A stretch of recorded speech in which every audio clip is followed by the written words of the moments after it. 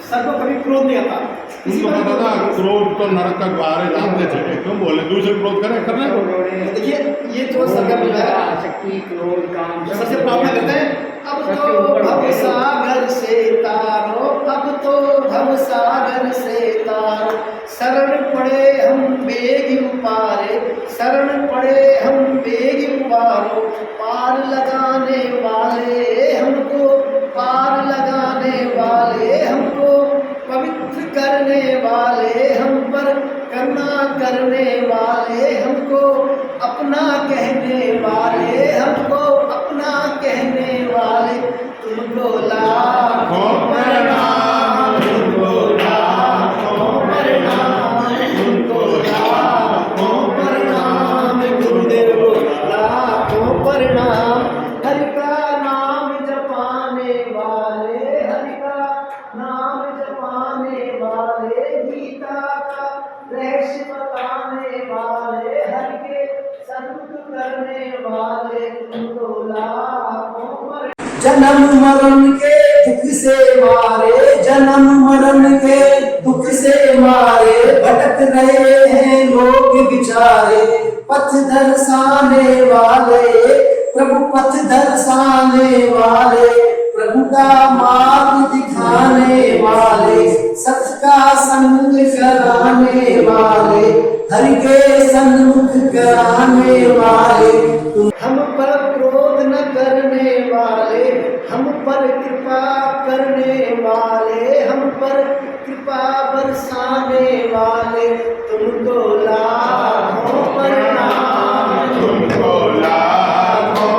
प्रणाम। मेरे को पूछा के बारे में कैसे भी करते 2007 साल में मेरे को ध्यान नहीं है, बस बात में बता। एक गीत में बोलूं थोड़ा ऐसा था, गीता सब लोगों ने पढ़ी, नहीं कितनी भी पढ़ लो गीता समझ नहीं आती थी, अब सब कुछ समझ में आ रही है। जैसे मैं शरीर नहीं हूं, मैं आत्मा हूं, ये जानकारी को ले लेना तो ज्ञान हो गया, परंतु मैं शरीर नहीं हूं इसका अनुभव कर लेना विज्ञान हो जाएगा। तो ज्ञान की प्राप्ति से काम नहीं चलता, विज्ञान का होना भी अत्यंत आवश्यक है। तभी श्री कृष्ण गोविंद जी को वृंदावन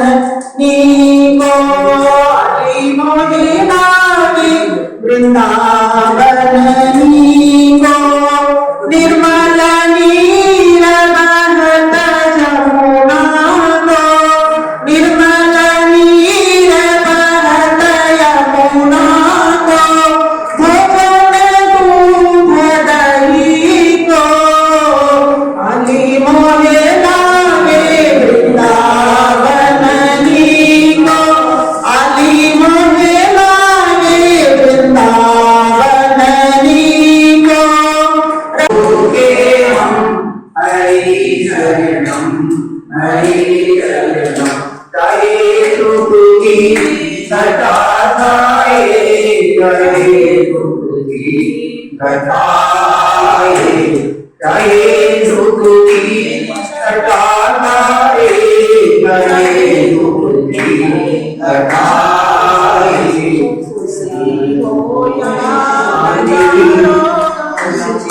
हरि शरणम, हरि शरणम, तीर्थ की जो जग जाए, तेरे की याद जग जाए, तीर्थ की जो जग जाए, तेरे की याद जग जाए, विपद से प्रेम की मुहिम, हरि शरणम, हरि शरणम, यही श्रीमान भूपेंद्र दाई का सपना था कि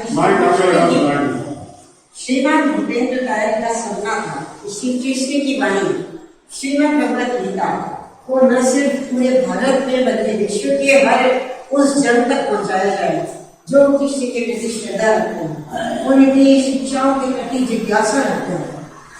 22 जुलाई 1954 में उत्तर प्रदेश की बाराबंकी नामक एक तहसील में भूपेंद्र राय सर का जन्म हुआ था, जहाँ उनके पापा इरिगेशन डिपार्टमेंट में पोस्टेड थे और उन्होंने IIT खड़गपुर से बीटेक डिग्री प्राप्त की 5 साल का कोर्स वाटर था।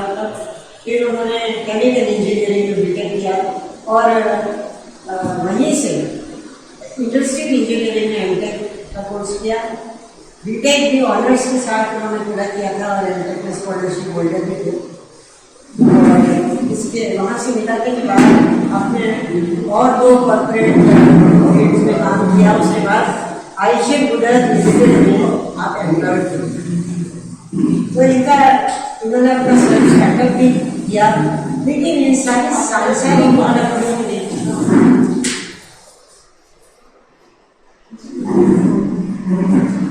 इन सब सांसारिक उपलब्धियों के बीच जैसे उनके अंतर मन में कोई कोना खाली था, कोई कमी सी महसूस पूरे उत्साह के साथ पूरी क्षमता से लगे रहे और फिर भी जैसे हृदय का एक अछूता कोना था जो किसी की प्रतीक्षा करता था। अब जाकर एक बड़े सामान्य से नॉर्मल सा दिखता एक पड़ोसी जो कि इस्कॉन को छोड़कर अपना अलग देव बनाया था, उन्होंने सर से मुलाकात की, हमारे घर पर आए थे और सबको हम लोगों को नया मेंबर बना लिया। और उस समय सर रहे थे करीब 48 ईयर्स, 48 महीने तो वैशाली में रहते थे। वहीं का एक पड़ोस से आया था और उन्हें तो खट्टा भी नहीं था, जो उस एज पर उन्हें अभी तो पूरी दुनियादारी के ही कार्य लागू थे। उन्हें ऐसा खट्टा भी नहीं था कि ये जो बहन है ये उन्हें जीवन की एकदम ही नई राह पर ले जाने वाला सब, जिसके बारे में किसी ने कोई संभावना पहले देखी नहीं। और वक्त बीतने के साथ साथ जो सबने कभी सोचे भी नहीं थे उस प्रकार के अप्रत्याशित बदलाव उनके जीवन में आने लगे। ये सब चीज़ें रूटीन में शामिल हुई, सत्संग में जाना, हरे कृष्ण महामंत्र का जाप, एकादशी, भगवान को निवेदित किया हुआ भोजन वही ग्रहण करना है, गीता के श्लोकों की व्याख्या सुनना समझने की कोशिश करना, ये सारी गतिविधियाँ जीवन में जुड़ गई। लेकिन इन सबसे भी जो एक अंतर घटने इतिहास के वो तो नहीं चाहिए। उस सत्संग में सब जाते थे, मैं भी कभी कभी जाता, मैं उतनी रवि से वो भी हो जाते थे। उस समय उन्होंने कोशिश की कि इससे लाभ उठाएं, इससे गीता की बातों को, भगवान की बातों को समझें, लेकिन उन्होंने सत्संग में क्वेश्चंस एनकरेज नहीं किया, डिस्कशन एनकरेज नहीं किया। ये एक नियम था कि अगर एक दो लोग उठाने शुरू कर देंगे तो फिर बाकी लोग भी इसी कतार में रखेंगे और हाँ हमारी बात के लिए हमें मौका नहीं मिलेगा, वो भी रीज़न।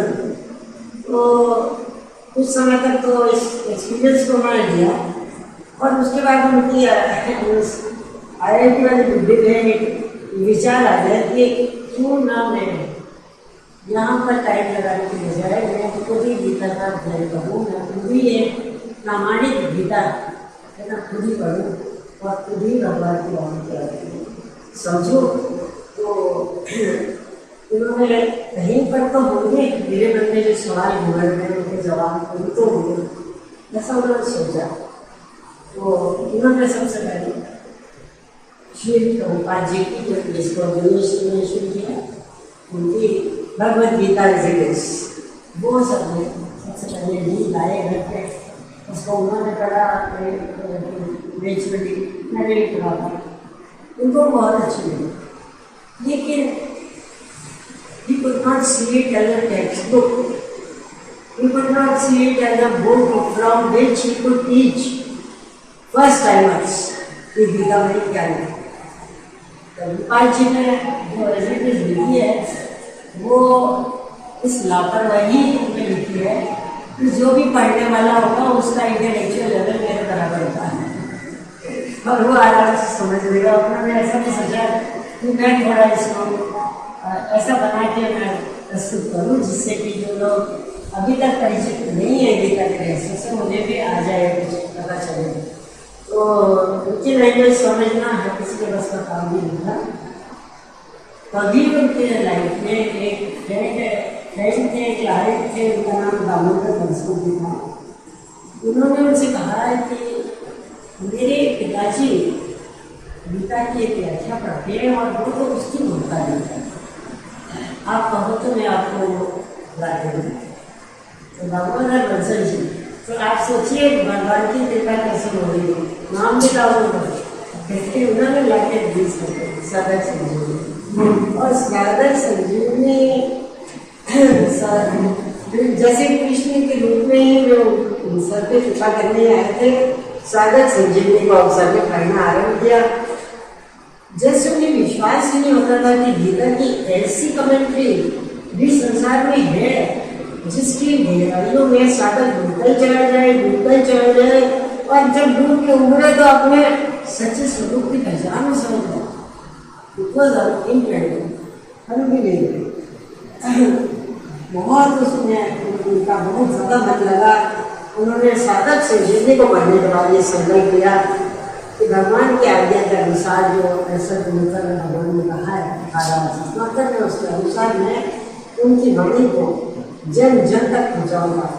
पर मैं ये काम करूँगा प्रवचन की तरह नहीं, मैं इस काम को सत्संग की तरह नहीं करूँगा, मैं इसे एक प्रॉपर कोर्स के रूप में सब तक पहुँचाऊँगा। जैसे जितनी सीरियसली हम दुनिया के सारे सब्जेक्ट्स पढ़ते हैं, चाहे वो मैथ्स हो, चाहे वो ऑटोमोबाइल इंजीनियरिंग हो, चाहे वो बायोटेक्नोलॉजी हो, चाहे रॉकेट साइंस हो, दुनिया के जो सब्जेक्ट्स हैं उनमें मनुष्य जितनी मेहनत से, जितनी गहराई और गंभीरता से जिस तरह से पढ़ाई करता है, करवाता है अपने बालकों को, मैं उसी तरह से गीता को पहुँचाऊँगा कुछ फॉर्म में। तो ये जो संकल्प था, ये एक बड़ा ही ऐतिहासिक संकल्प है जो कि कृष्ण ने बुद्धि दी, कृष्ण ने कृपा की, कृष्ण ने बुद्धि दी और उन्होंने इस प्रकार का संकल्प किया जो कि चीज़ अभी दूसरे लोगों के सोचने में भी नहीं आएगी। जयपुर तो छोड़ो, जयपुर में तो बिल्कुल भी थी कोई गीता क्लास, लेकिन इंडिया में भी और कहीं पे भी कोई गीता क्लास नहीं चली थी। अगर गीता क्लास इस्कॉन की किसी ने की है तो वो दिनेश सर ने की है, मगर वो कितने साल में थी दिनेश? 4-5 साल, 5 साल लगे उसको करने में। फीस भी अच्छी होती थी, इस्कॉन की फीस तो अच्छी होगी, तो उस तरह का कोर्स वो भी उस समय नहीं था। जब समय ये चीज़ चलाई है तब नहीं था, बाद में आया है, इन्होंने बाद में की। उस समय कोई भी ऐसा कोर्स नहीं था और सर के दिमाग में ऐसी पहली बात आई, ऐसा प्लान आया जिसको उन्होंने अपने पूरी कर्मठता से, अपनी पूरी बुद्धि को लगा के, अपना पूरा अनुभव यूज करके, और उन्होंने इसको गीता प्रचार की बात को उन्होंने आचरण में लाया। भगवान का पृथ्वी और मैं सबसे प्रिय कार्य करने वाला हो जाऊँ, ऐसी इच्छा थी उनको नहीं। और उन्होंने जो कार्य किए उस संकल्प के बाद उन्होंने जो कार्य किए वो कार्य ज़्यादातर सबकी नॉलेज नहीं है, मैं उनको शॉर्ट नहीं बोलूँगी। बस अब तो क्या था, भगवान की आज्ञा का पालन करना, भगवान की वाणी को एक कोर्स के रूप में तैयार करना, वो सारे कंपार्टमेंट्स, वो सारे डिविजन्स, वो सारी चीज़ें कर देना, उसके लिए नोट्स बनाना, चैप्टर वाइज असाइनमेंट्स बनवाना, परीक्षाओं की रूपरेखाएं बनाना, गीता की जिज्ञासु लोगों को ढूंढना, उन्हें प्रेरित करना। आप समझ सकते हैं कि कितना ज़्यादा ऐसा काम है, पापड़ बेचने वाला काम। और गीता के अभियान से लोगों को जोड़ना, ये रात दिन का उनका काम हो गया। इतना जोश था, इतना उत्साह था, इतना उमंग था और कन्विक्शन था कि ये मेरे करने योग्य काम है जिसमें कृष्ण मुझे लगा, ऐसा उनका भाव था। तो अब इन सब एक्टिविटीज़ को, उनकी इतनी एक्टिविटीज़ रही, उनके बीच में मैं एक बात कहूँगी कि इन सब एक्टिविटीज़ के बीच में ही उन्होंने लोग इस भागवत का कोर्स कर चुके हैं और उनकी किताबों से भी परिचित है। भागवत का कोर्स हमने 5 साल चलाया था। मैं उस कोर्स को कर रही थी और उनके 5 साल के कोर्स को मैं कर रही थी। अभी मेरा 1 साल का कोर्स बाकी था। अभी सर की आज्ञा से मैंने खुद भागवतम का कोर्स 2 महीने के बाद ये उस कर्मयोगी उस भक्त की लगन उसके हृदय के उमंग नित्य निरंतर का अथक परिश्रम जिससे कुछ ऐसे लोग शुरू से ही जुड़े हुए साथ जिन्होंने कारण सकते कारण को सर 11 में ही लॉन्च हो गए थे उनका का पहला कोर्स या 10 में हुआ कि 11 यहाँ में कभी कभी ना थोड़ा सा डेट से चलो मान लो 11 है ना 11 में गीता का कोर्स लॉन्च किया उस समय जयपुर राजस्थान पूरा भारत पूरे विश्व में गीता का अगर कोई भी कोर्स होता है किसी ने ये बात नहीं सोची थी कि गीता को इस तरह से पढ़ना होगा। अगर होता तो हम दोनों ही उससे जुड़ जाते हैं हमको लेकिन कुछ नहीं था। सर ने अपने आप किया उन्होंने ऐसी ऐतिहासिक पहल की थी जिसका मेंशन आज इंडिया की भूज में जरूर होना चाहिए। लेकिन जो भी होता है सब मर्जी से होता है अपने समय से ही होता है। अभी इंडिया के भूज में हमारे मुंबई का ऐसा नाम आज अभी नहीं है। लेकिन जो कुछ भी होता है सब इसका कारण राधे भूमि सरकार की कृपा ही जब जो होना होगा वो होगा। लेकिन कृष्ण की कृपा अब कृष्ण भक्त श्रीमान भूपेंद्र पर बरस रही है। अब तो उन्हें उनके अभियान में सफलता की नई नई मंजिलें मिल रही थी। जयपुर के लोग उन्हें गीता के सबसे महत्वपूर्ण प्रभावशाली गुरु गीता गुरु संत देख रहे थे। हरे कृष्ण कृष्ण कृष्ण हरे हरे हरे राम राम राम हरे हरे। गीता की कक्षाओं के संकीर्तन की ध्वनि की दिशाओं में गूंजने लगी थी। क्लासेस के साथ साथ क्या नहीं करवाया सबने प्लीज जैन एक्शन में भागवतम की क्लास भक्तमाल की क्लास 3 दिवसीय सेमिनार मासिक सत्संग नंदोत्सव गीता को अधिक से अधिक पाठकों तक पहुँचाने के लिए आज्ञा दी कि भागवत का अंग्रेजी संस्करण निकालेंगे। आज्ञा से अंग्रेजी संस्करण निकाला गया। लेकिन ये सब कुछ हुआ है ये सब कुछ और यहाँ बैठे हुए जो भी लोग हैं इस बात से अवगत है ये बातें पूर्ण सत्य है। मतलब ये सारे कुछ नहीं होता है पॉजिटिव नहीं वो कभी गोविंद की मर्जी के बगैर नहीं। और मुझे गोविंद से शिकायत नहीं करना मुझे गोविंद का आश्रय रखना है अटल विश्वास रखना है कि एक गोविंद अपने भक्त की विरासत की होगी कभी ना कभी कुछ तो अच्छा होगा। और अच्छे की थोड़ी बहुत बात हो बुरा मत समझे तो मिला भी आप लोगों को शायद ना पता हो यहाँ आज जहाँ हम लोग बैठे हैं ना ठीक से वो जगह क्या बन गई थी इसलिए मई जून जुलाई अगस्त का जो फाइल था उसको ये जगह क्या बन गई थी इसमें कूड़े के ऊपर कूड़ा कूड़े के ऊपर और कूड़ा और कूड़े के ऊपर और कूड़ा और इतनी तेज बरसात बीच उस कूड़े के ऊपर इतनी बरसात चल रही थी रोड पर कोई व्यक्ति चल नहीं सकता। तो हम रोड से आगे आराम से कोई चल नहीं सकता था और हम कुछ नहीं कर सकते थे। कई जगह अर्जियाँ दी हमने नगर निगम यहाँ जेडीए का जो ऑफिस है वहाँ जाके अर्जियाँ दी। वहाँ जेडीए का जो ऑफिस किधर है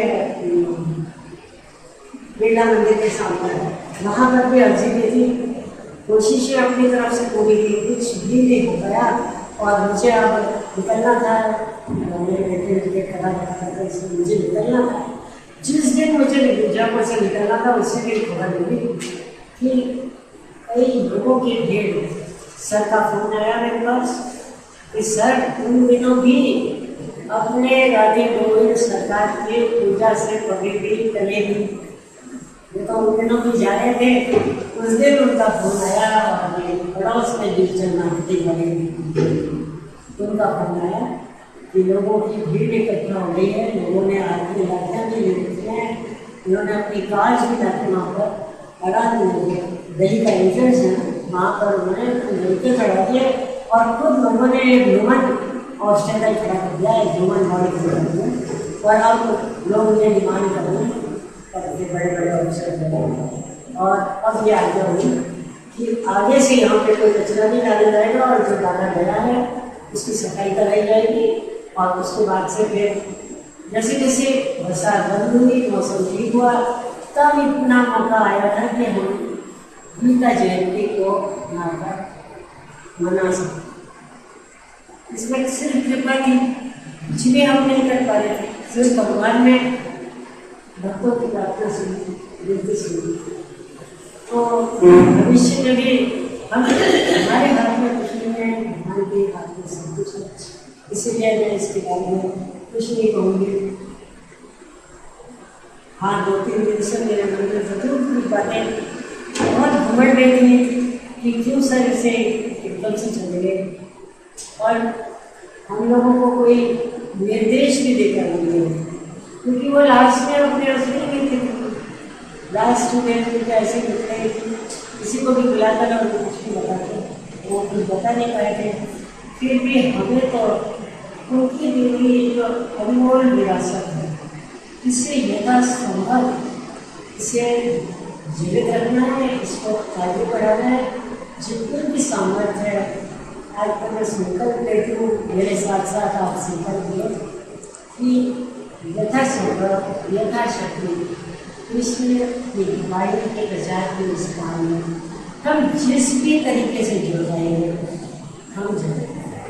मेरे काम जिंदगी भर का होता है, गीता से एक बार जुड़ कर देखे मुनि बोलता है संसार की ओर नहीं बोलता। तो मेरे संकल्प लिया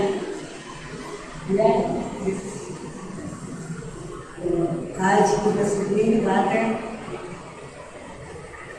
इससे आगे हम भगवान को भोग अर्पण करेंगे और भगवान की आरती डालेंगे। आरती तो याद है आप सबको, ऐसी गाली